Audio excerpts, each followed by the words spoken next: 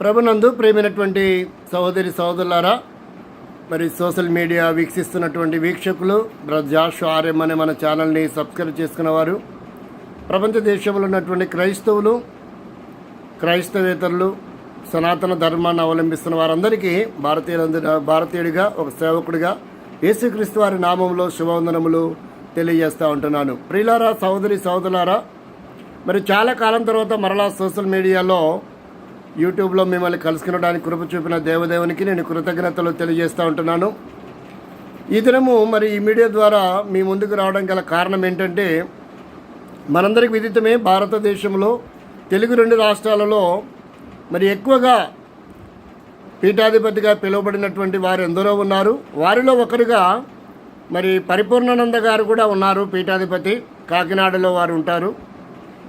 వారు మరి భారతదేశంలో ఉంటూ సనాతన ధర్మాన్ని అవలంబిస్తున్న ప్రజలకి మరి అద్భుతమైనటువంటి సందేశాలు, ప్రవచనాలు, మరి మోక్షం సంపాదించడానికి ప్రజలు ఎలా జీవించాలనే విషయాన్ని వారి గ్రంథాల ఆధారంగా చెప్పుకుంటే బాగుండేది. అలా కాకుండా రెండవది ఏంటంటే, ప్రపంచంలో ఎక్కువ మందిగా విశ్వసిస్తున్నటువంటి క్రైస్తవుల మీదకి బైబిల్ సత్యవేద గ్రంథంలో ఉన్నటువంటి విషయాలను వక్రీకరిస్తూ మరి సమాజానికి ఒక తప్పుడు సంకేతాన్ని అందజేసిన విధానము ఒక సేవకుడిగా, భారతీయుడిగా మరి ఎంతో వేదనకరమైనటువంటి బాధతో మీ ముందుకు ఈ వీడియో ద్వారా వస్తున్నాను.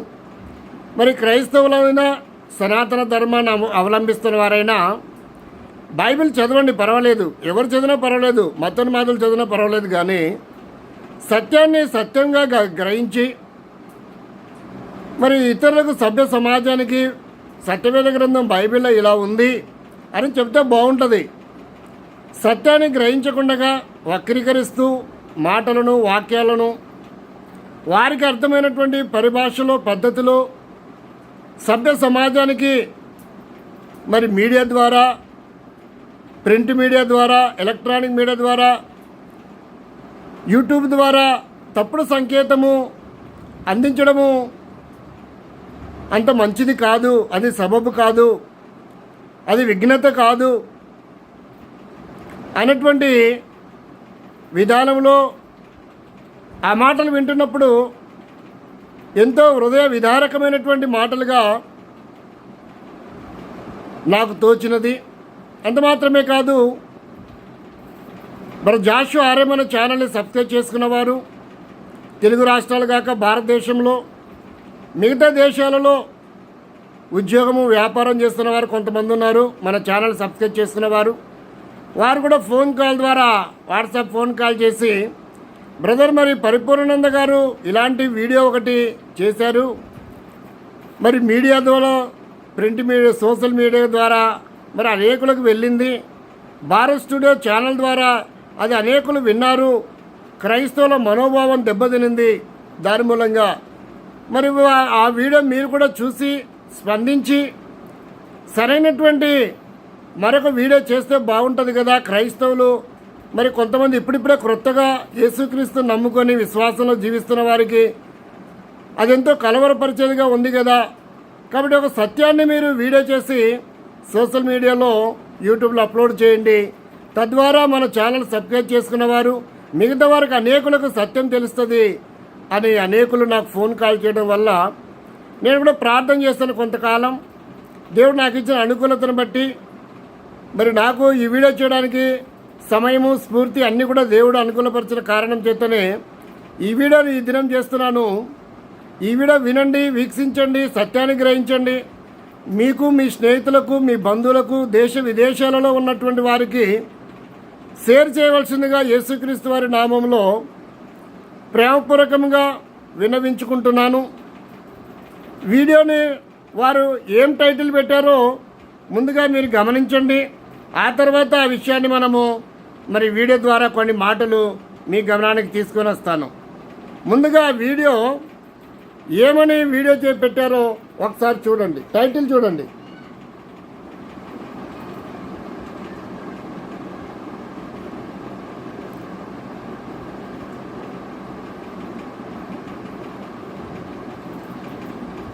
టైటిల్ చూశారు కదండి. వారు ఏం మాట్లాడారో కూడా ఆ టైటిల్లో వారు మాట్లాడిన మాటలు కూడా ఒకసారి మీరు కూడా వినండి. అప్పుడు విషయం ఏంటో మీకు స్పష్టంగా అర్థమవుతుంది. వారు ఎందుకు ఇలాంటి వీడియో చేస్తున్నారు అనేది మనం కొంచెం ఆలోచన చేయడానికి కూడా అవకాశం ఉంది. వినండి. మతం ప్రకారంగా ఇక్కడ ఉన్నటువంటి వాళ్ళందరూ పాపులు పాపులు పాపులు అని అంటారు. ఒకడు మంచి ప్రశ్న వేశాడు ఒక కుర్రాడు. ఇప్పుడు ఈ భూమి మీద పుట్టేవాడు పాప అయితే అసలు మీ మతం ప్రకారం పెళ్లి చేసుకోకుండా ఇంకెవరిని పుట్టించకపోతే ఇంకా పాపులు పుట్టరు కదా, అయిపోతుంది, పాపులేషన్ కూడా పోతుంది కదా. బహుశా పాపులేషన్ నుంచే పాపి అనేటువంటిది వచ్చింది అనుకుంటా వాడికి. పాపులు, పాపులేషన్. సో ఈ పాపులేషన్ ఆపేస్తే పాపులు కూడా ఆగిపోతారు కదా. ఇప్పుడు వాళ్ళ మతం అంటుంది ఈ భూమి మీద ఎవడు పుట్టినా వాడు పాపి అంటుంది. Branding, first branding. ఇదే ఈ మోడర్న్ సిస్టమ్స్ అన్నీ కూడా బ్రాండింగ్ చేసి పాడేస్తుంటాయి అంతే. ఎవడు పుట్టినా ఈ భూమి మీద వాడు పాపి. సరే, పుట్టేవాళ్ళు ఎవరైనా పాపులు అవుతారన్నప్పుడు పుట్టించడం ఆపేయొచ్చుగా. ఈ మతం వచ్చి అందరికీ చెప్పి మీరు పెళ్ళిళ్ళు చేసుకోకండి, ఆడవాళ్ళందరూ ఆగిపోండి, మగవాళ్ళందరూ వేరుగా, మగవాళ్ళు మొత్తం మానవ జాతిని రెండుగా విభజించి ఆడవాళ్ళందరినీ ఒక దగ్గర పెట్టేసి మగవాళ్ళందరినీ ఇంకో దగ్గర పెట్టేసి అసలు ఏమాత్రము స్త్రీ పురుషుల యొక్క సంబంధం లేకుండా, ప్రకృతి సంబంధమే లేకుండా దూరం పెట్టేసి ఇక పాపులేషన్ని పూర్తిగా తీసేస్తే పాపులు ఉండరుగా, ఇంకా ఆపేయచ్చుగా. అది ఎందుకు చేయలేకపోతున్నారు? మళ్ళీ సంతానం కావాలి, మళ్ళీ వాళ్ళకి సంతానం పుట్టాలి, కొడుకు కావాలి, కూతురు కావాలి. కానీ మళ్ళీ వాళ్ళ మతం ఉంటుంది నీ కొడుకు పాపి, నీ కూతురు పాపి. ఎందుకని నువ్వు పాపి, నీ పెళ్ళాం పాపి. ఈ పాపి గోల ఏంటో నాకు అర్థం కావట్లేదు. అయితే ఇక్కడ మనకు భారతీయ తత్వశాస్త్రాలు అంటున్నాయి అసలు ఎవరైనా పుట్టారు అని అంటే వాడి యొక్క ప్రారంధము కర్మ విశేషం చేత పుట్టాడు, అంతేగాని ఎవడో మనం. కాబట్టి చూసారండి,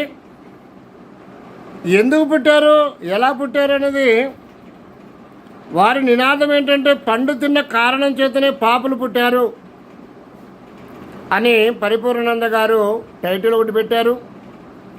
కాబట్టి ఎవడో ఎప్పుడో ఆ ఇద్దరు స్త్రీ పురుషులు తప్పు చేస్తే ఈనాడు పుడుతున్న వారందరం మేమెందుకు పాపులం అవుతామండి? ఎంతవరకు ఇది సబబు? కాబట్టి వీళ్ళ గ్రంథం చెప్పేది ఎంత మాత్రం ప్రామాణికం? గ్రంథము సరైనది కాదు, వారి అభిప్రాయం. వారు చెప్పే బోధలు సరైనవి కాదు, ఆ గ్రంథంలో ఉన్న మాటలు కూడా సరైనవి కాదు. ఒక మాటలో చెప్పాలంటే అసలు వారి దేవుడు కూడా సరైనటువంటి కాడు అన్నట్టుగా పరిపూర్ణానంద గారు మాట్లాడుతూ ఉన్నారు. ఏం చెప్తున్నారంటే, ఏం చెప్పదలిచారు వారు అంటే, పండు తిన్నందువలన పాపులు పుట్టడం ఏంటంటే దరిద్రంగా.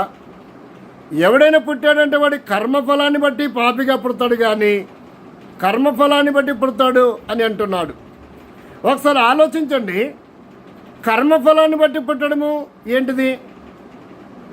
ఒకసారి మీరు ఆలోచించండి. హిందూ సనాతన ధర్మాన్ని అవలంబిస్తున్న వారైనా, ఇస్లామీ సహోదరులైనా, క్రైస్తవ సహోదరులైనా, మరి సత్యాన్వేషకులైనా, పండితులైనా, పీఠాధిపతులైనా సత్యాన్ని సత్యంగా ప్రకటించండి, తప్పులేదు.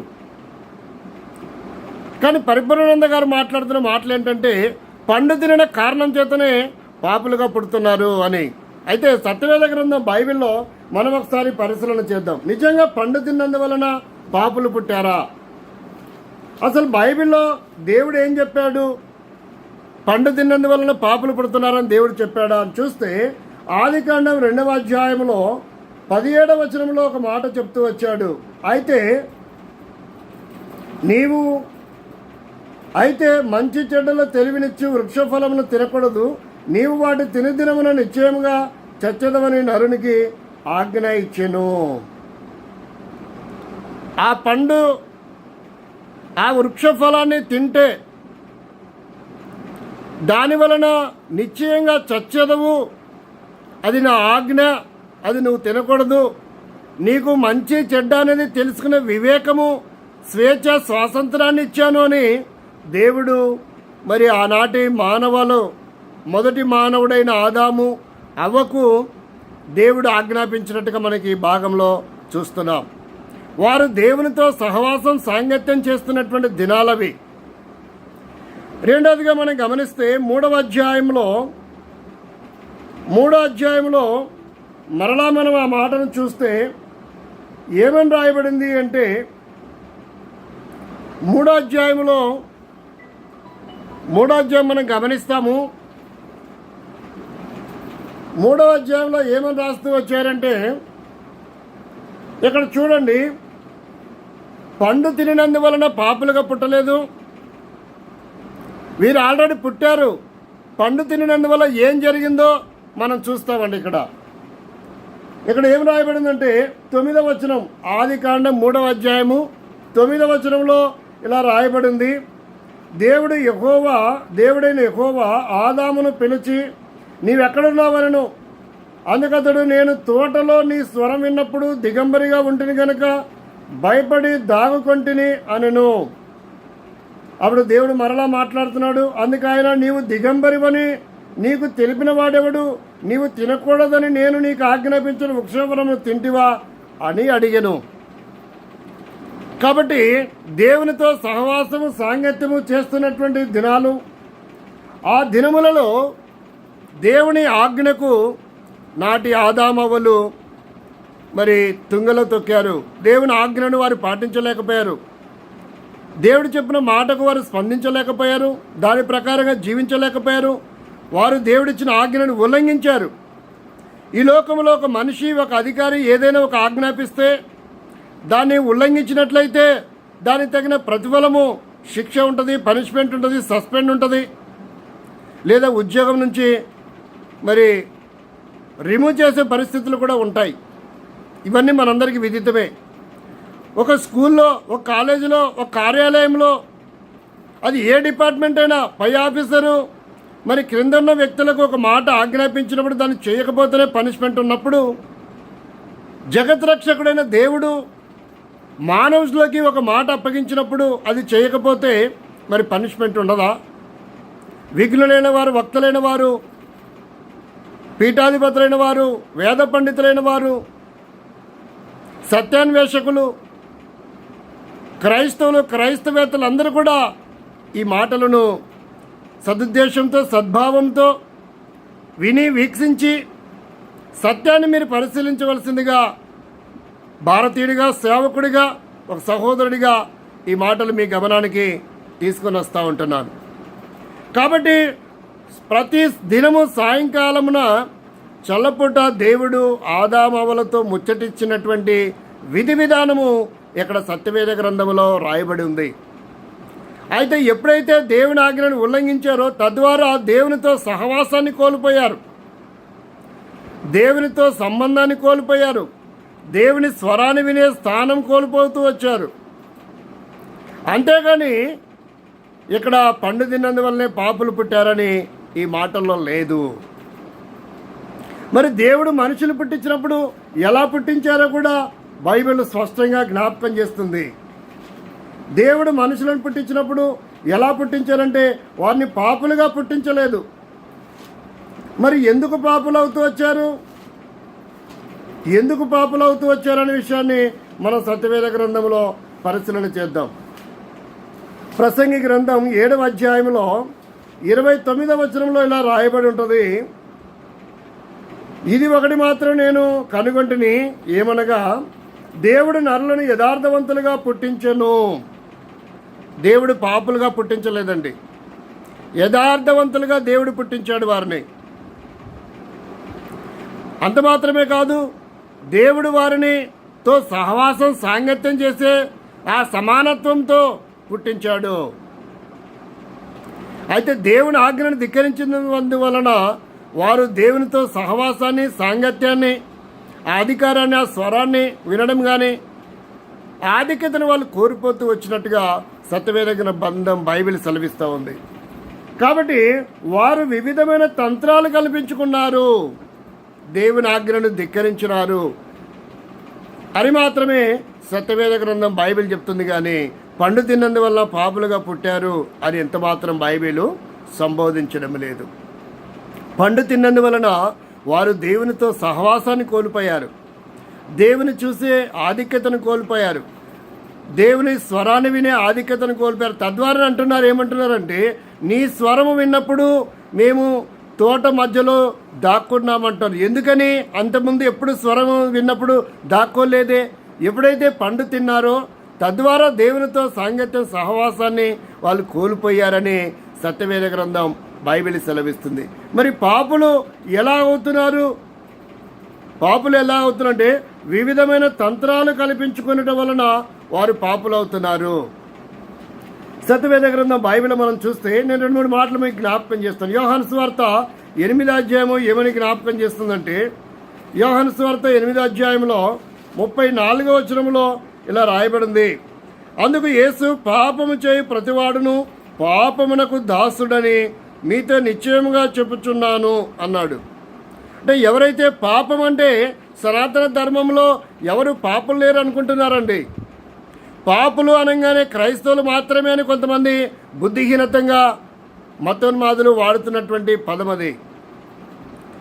మరి సనాతన ధర్మంలో ఏమని వాడుతున్నారంటే అవలక్షణాలు గలవారు, పాపిష్టి లక్షణాలు గలవారు, దుర్జనులు, దుష్ట లక్షణాలు గలవారు అన్నటువంటి పదాలు వాడుతున్నారు. ఇది పదాలలో ఉన్నటువంటి మార్పే కానీ తప్పిదం చూడండి. దేవుని ఆజ్ఞని ఉల్లంఘించినందువలన మనుషులు వివిధమైన తంత్రాలు కల్పించుకొని దైవ ప్రత్యక్షతను కోల్పోయి లోకములో, లోకపు ఆచారాల్లో, లోకపు పద్ధతుల్లో లొంగిపోతూ, ఇప్పుడు పాపం అనగా అర్థం ఏంటి? పాపులంటే నరహత్య, దొంగతనం, వ్యభిచారమే కాదండి. చుట్టా, బీడీ, సిగరెటు సేవించడము, డ్రగ్స్ సేవించడము, ఇతరులకి నష్టాన్ని కలిగించడము, మరి స్థలాలను, పొలాలను కబ్జా చేయడము, పిల్లల్ని కిడ్నాప్ చేయడము, స్త్రీల మీద అత్యాచారాలు చేయడము, అబద్ధాలు చెప్పడం, మోసం చేయడం కూడా మరి పాపిష్ట లక్షణాలే, అవలక్షణాలే. వారందరూ కూడా నిత్య నరకమునకు వెళ్తారు అని మరి సత్యవేద గ్రంథం బైబిల్ సెలవిస్తూ ఉంది.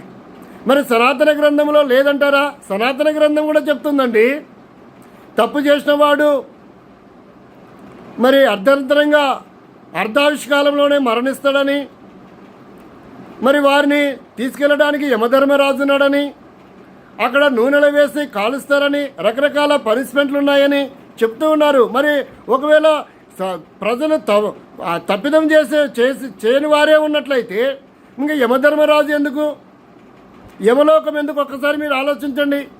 పీఠాధిపతులైనా, సత్యాన్వేషకులైనా, మరి పురోహితులైనా ఒకసారి మీరు ఆలోచించండి. క్రైస్తవులైనా, క్రైస్తవేతరులైనా మనుషులు పాపమే చేయలేదనుకుంటే ఇంకా దానికి యమధర్మరాజు ఎందుకు? అక్కడ యమభటులు ఎందుకు? మరి యమపాశం ఎందుకు? అక్కడ శిక్షలు ఎందుకు? ఒకసారి మీరు ఆలోచించాలి. కాబట్టి మరి పరిపూర్ణానంద గారు మాట్లాడే మాటలు క్రైస్తవులు మాత్రమే పాపులు అన్నట్టుగా మాట్లాడుతున్నాడు. పండు తిన్నందువల్ల పాపులుగా పుట్టారంటున్నాడు. మరి పెళ్ళిళ్ళు చేసుకుంటే మానేస్తే సరిపోతుంది కదండి, పాపులేషన్ లేకుండా పోతుంది కదండి, పాపులే పుట్టారు కదండి అంటున్నారు. మరి వారి గ్రంథాలు చెప్తున్న విషయాలు ఏంటి? విఘ్నులు వక్తలందరూ ఒకసారి మీరు ఆలోచించాలి.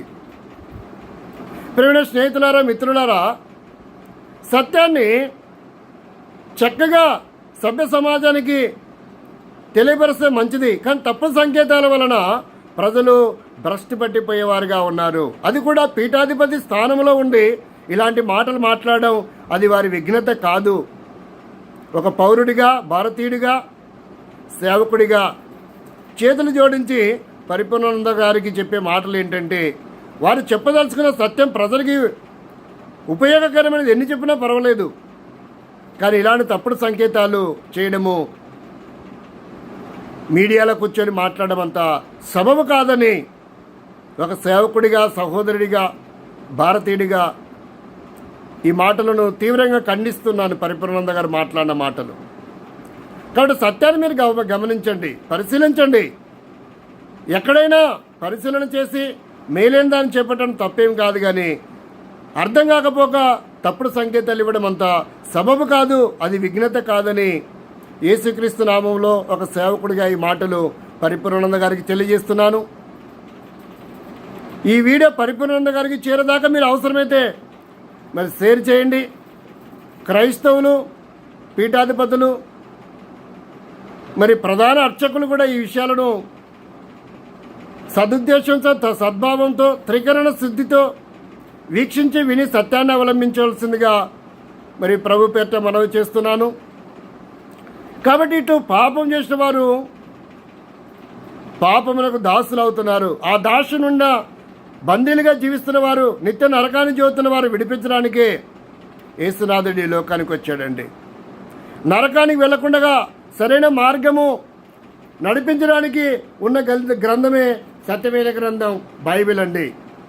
నరకానికి వెళ్లకుండా ప్రజలను నడిపించే గ్రంథాలు నాకు తెలిసి బహుశా లేవనుకుంటున్నా. ఇది నా అభిప్రాయం మాత్రమే, నా వ్యక్తిగత విషయం.